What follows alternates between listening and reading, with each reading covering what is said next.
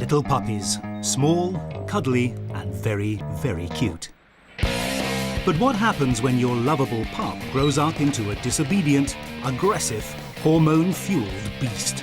Victoria Stilwell has been training dogs for 10 years. No dogs ever got the better of her. Diesel, no. But has she met a match in a husky so wild, even his owner is terrified of him? This is insane. This is insane.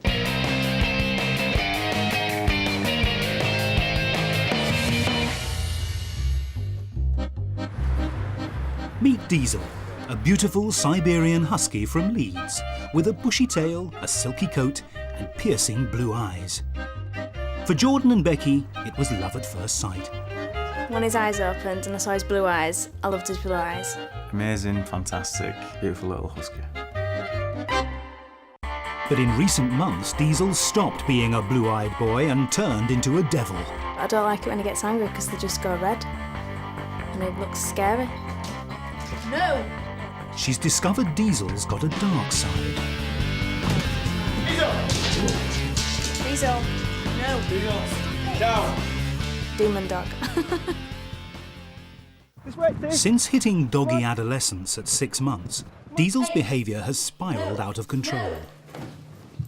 He's turned into a sex pest. Becky's friends are constantly humped. He sprays his scent everywhere. Look, his weed on the bed. And Becky's been scared out of the kitchen, off the sofa, No! and into tears. He probably bites me on a regular basis. I'm just used to it now. I am scared of him, yeah. No! When they decided to get a dog, Becky never wanted a husky. I wanted a chihuahua, but Jordan didn't want a chihuahua. And can you imagine me walking with a chihuahua? And she wants to dress it up in little pink suits and stuff? I don't think so. When Dad's around, Diesel is the model pet. But as soon as Jordan's out of the door, Diesel turns.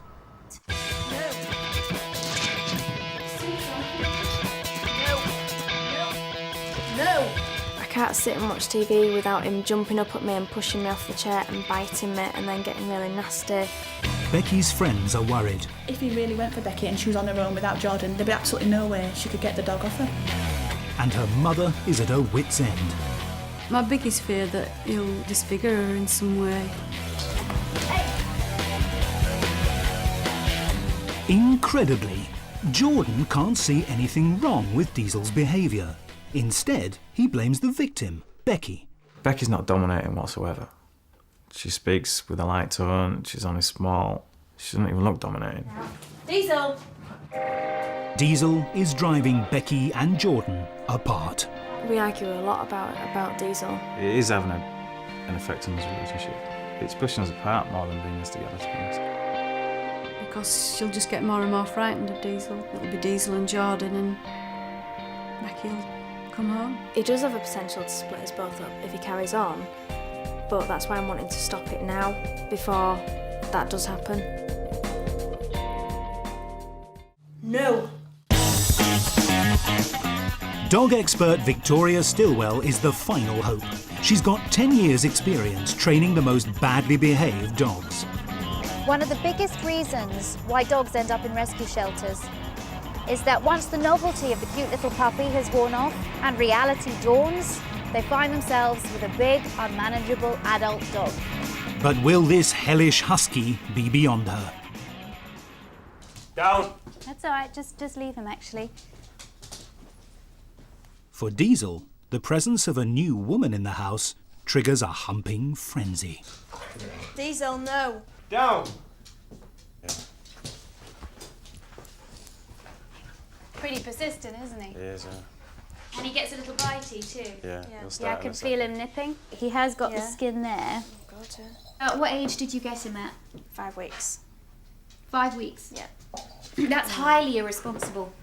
Puppies really shouldn't be given away until they're around 7 to 8 Yeah. weeks. 8 weeks is the best. Yeah. This dog has had absolutely no feedback on bite inhibition at all. He's very orally fixated, mouthing, and he's mouthing you a lot, I've noticed. What's happened is that he didn't have that really, really crucial time between 5 weeks and 8 weeks to play with his litter mates and get crucial feedback on bite inhibition, because his litter mates would have told him that if he bit them too hard, they would have yelped, and he would have understood that he'd hurt them, and he would have released. Diesel's humping and biting sends a warning sign to Victoria. When dogs hump, sometimes they can get a little aggressive with it, as they do when they're mating. The snapping at the back of the neck, that snapping trying to get hold of skin at the back of the neck, all happens when a male dog mates with a female dog. Upstairs, the Husky's getting frisky on the couple's bed. The bed, as well as being very comfortable, is also where your smells are most prevalent. Down! Diesel. Down! Come on, down now. Down. You can pretty much, you tell him to down and he gets off. I mean, he plays around with you a little bit, but he does get off eventually. Yeah. Becky, what would happen if you told him to get off the bed? Diesel, get down. Down. Diesel, get down. Come on. Get down. There seems to be no respect for you whatsoever, and no. he's not going to listen to you whatsoever. And when Diesel finally decides to get off the bed, he leaves another sign of his total disregard for Becky. One reason why dogs wee on the bed is because he's putting his smell over yours. It's his bed, it's his domain. He's marking you. Most dogs mark bushes and mark lampposts. He's actually marking you.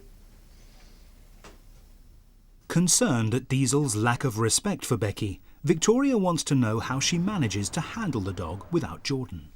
Very good. Diesel, get down, please. As Diesel. soon as he's out of the door, Victoria No. witnesses the dark side of No. Diesel. No. Probably broken my skin. Right. No. No. Oh. Did he get you in the mouth? It went for my face. Bad. Let's sit down up on here, okay? Because then he's less likely to jump up. I've seen many mouthing cases in my time, but this is something different.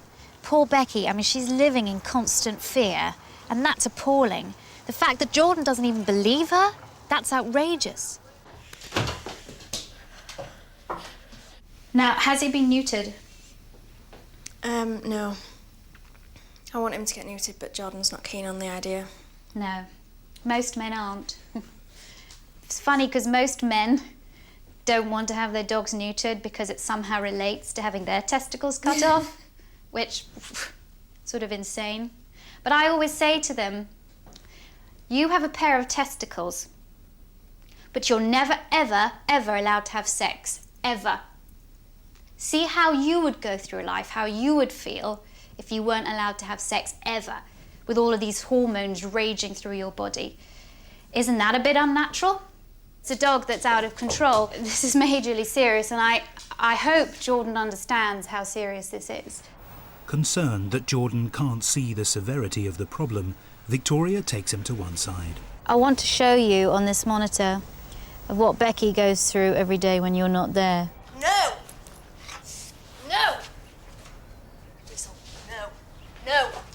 Oh. How does it make you feel watching Becky go through that? It's heartbreaking. It really is. You know, we didn't want a dog like that. We wanted a family dog. I feel guilty for getting Diesel because I told Becky Huskies were brilliant, you know, they were cuddly, they were sweet. And it's just not behaviour, I just recognising him. I've never seen him like that. So what you've got here now is a dog that's had little instruction throughout its formative years, which are crucial formative years, and has now developed into a dangerous dog. So don't even think about having children. Don't even think about having kids over. Forget kids. This couple can't have any visitors to the house. Right, just shut down, right? This is getting a little insane. Down! This is insane. This is insane. This is not good. This is not fun. It's absolutely insane. It's dangerous. What's your arm like? Look at this bruise. Because he hasn't been given any feedback by you as the owners for bite inhibition from when he was a very young puppy, he's like this major mouthing, one of the worst mouthing cases I've ever seen. When cute puppies become unruly teenagers, all too often owners dump them in rescue centres like this one.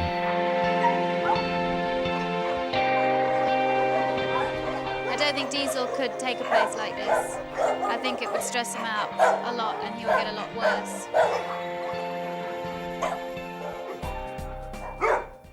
It's all right, I know, and I know it's tough to see it, but it's just reality.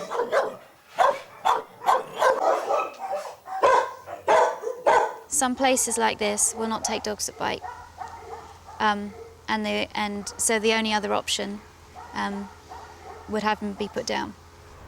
This is as serious as it gets.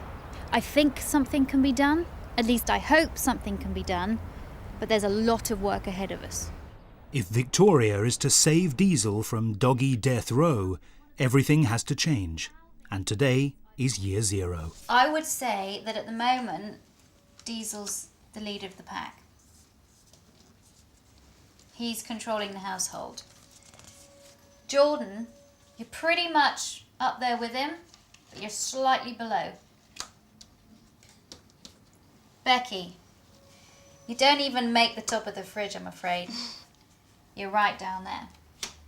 The boys have this wonderful relationship that sets them apart from you. So eventually I want to get it that you two are at the top here and that Diesel is down there, and happy to be so. The first step to raising Becky's status is changing the way Diesel is fed. What I have here are 2 dog bowls, and here we've got some cereal and some milk. In the wild, pack leaders always eat first. What a good girl, what a good girl. So Victoria wants Diesel to see Becky eat before him. This sends a really important message to him. The fact that he eats last means that he is the lowest member of your pack. Look at him, now look at him. See him watching you eat the food. That's good. Once Becky's finished, it's Diesel's turn to eat. But he'll only be allowed at his food when he obeys Victoria. Good boy. Wait. Wait. Don't worry that he's getting frustrated, because dogs learn really well through frustration. Wait.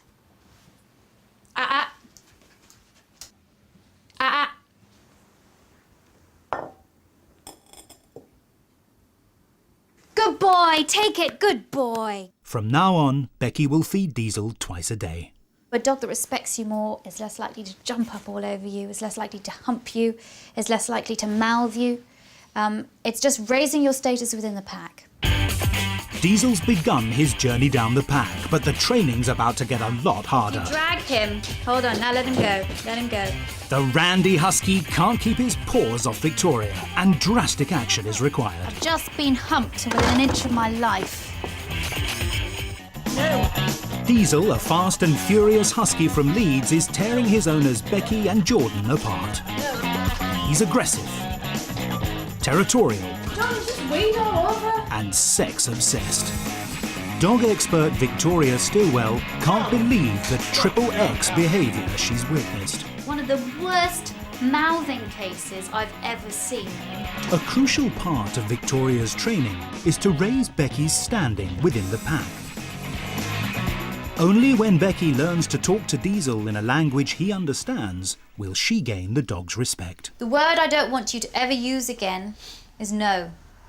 And Becky, you always tell Diesel, no, Diesel, get down, Diesel, no, no, no, no. No, no, no, no, no, no. He's heard no so much that it's almost like he believes his name is no.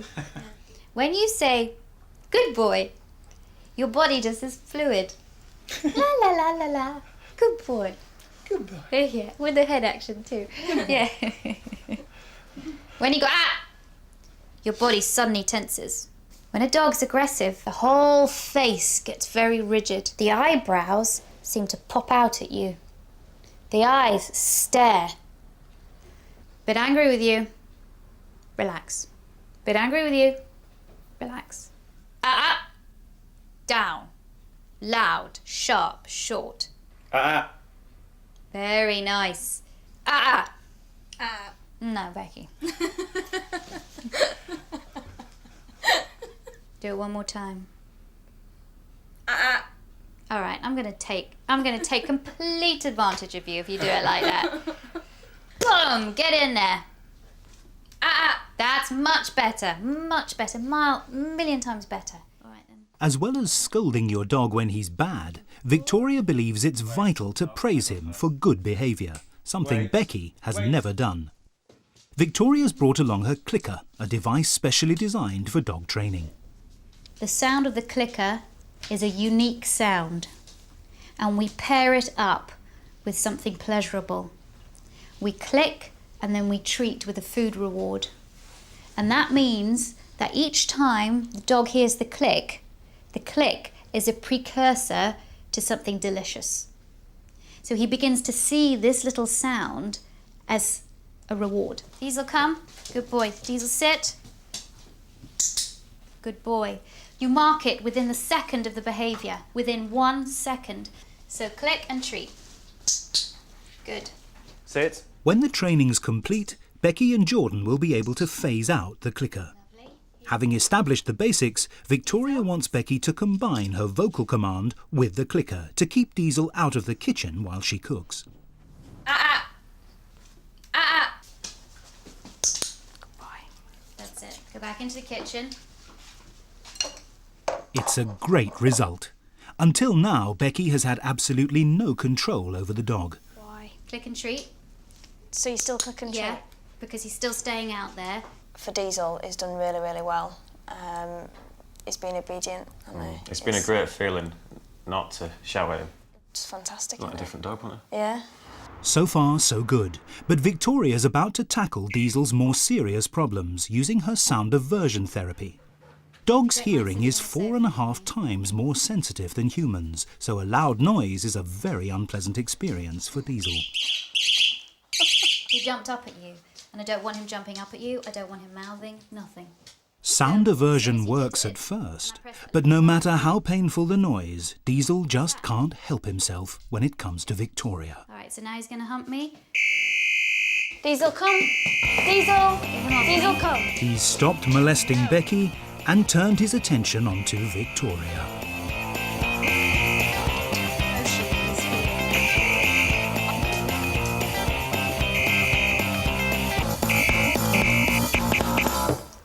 I've just been humped within an inch of my life. I can't train a dog that continually humps me. How do you feel about Diesel being castrated? I wanted to stud him first. You wanted to stud him first. Yeah. Why did you want to stud him? I feel like he's missing out on something, you know what I mean? And you know that's one of the major arguments. But what happens if I said to you, Jordan, you're allowed to have sex once and then never again?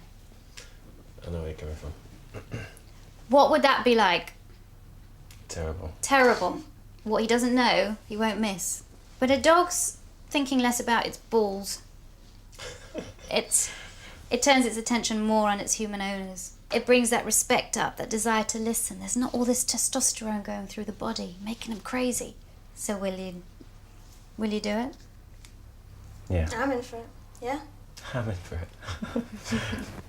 Yeah, I would do. With Becky and Jordan on board, Victoria sets the ball rolling and books Diesel into the vets. Oh, he's so good. Rather than have him fully castrated, she opts for chemical castration, which will lower his testosterone level. This way, training can continue immediately as Diesel won't need recovery time. Good boy. Back home, and Victoria can begin treating Diesel's most serious problem, his jumping up and biting. So we have to teach Diesel that if he comes in here and he plays too roughly or he jumps up, he gets removed immediately and he's taken out into the cellar. It might take 2 minutes, it might take longer, but he only comes back into the room when he's calm. Because make no bones about it, he's a problem now, but he's only 9 months old. When he reaches social maturity between 18 months and 36 months, then you've got a real problem in your hands because you're dealing with an adult dog. Straight away, Diesel's up to his old tricks. Okay, now do it, now do it. But instead of shouting at him, Jordan calmly removes him to the cellar. Lead on. Does it? I don't care if you drag him a bit now. You see you're doing it with the lead. That's it, out into the cellar. Only when he's calm will he be allowed back up. Diesel! Move back. But again, he jumps up and goes to bite. That's it, now move. Great timing, drag him a bit, fantastic. And he's taken straight downstairs. The new regime is not meeting with Diesel's approval, but Victoria won't back down. We might have to do this lots and lots and lots and lots of times because we have to do it each time he does it. Diesel! Come on. Come on. Now I want to see what happens when you go out the round, Jordan. Normally, Jordan's departure heralds an onslaught from the Husky. But Victoria's confident that Diesel is starting to accept his demoted pack ranking. Lovely. Very good behaviour. It's a marked improvement. That was really, really... And even when Okay, he take jumps him down. up, Put on his lead. he accepts the consequences from his superior. Let's go. Move. You and I are doing this by ourselves. Jordan's not here. I wasn't frightened of him at all. You know, usually I would be frightened because I think any time now he's going to jump up on the couch and we'd start fighting and I won't be able to get him out. I'd have to shout Jordan down. And that's the first time when I've been able to take control myself. Becky's finally gained the confidence to control Diesel. Sit. Good boy. Diesel now accepts that the pack leader eats first and that he only eats on her command.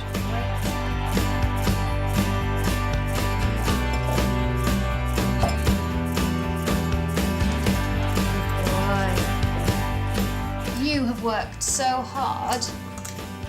You are both the leaders now. Diesel is where he belongs, below you, and there's no more boys' club. And to keep Diesel's mood calm, Victoria's taught Becky how to treat him with a relaxing massage. When you want to calm down, you use slow, circular, gentle, calming movements with your hand. His ears are back, not because he's being aggressive, his ears are back because he's going... Good. Diesel looks like a reformed character. The acid test is how he behaves when Becky's family brave another visit. This is good. Good boy.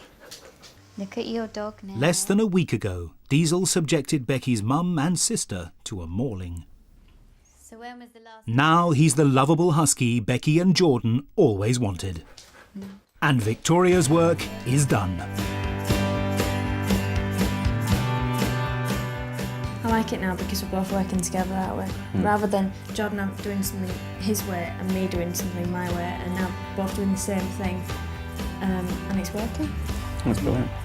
Diesel. Good boy. Sit. Good boy.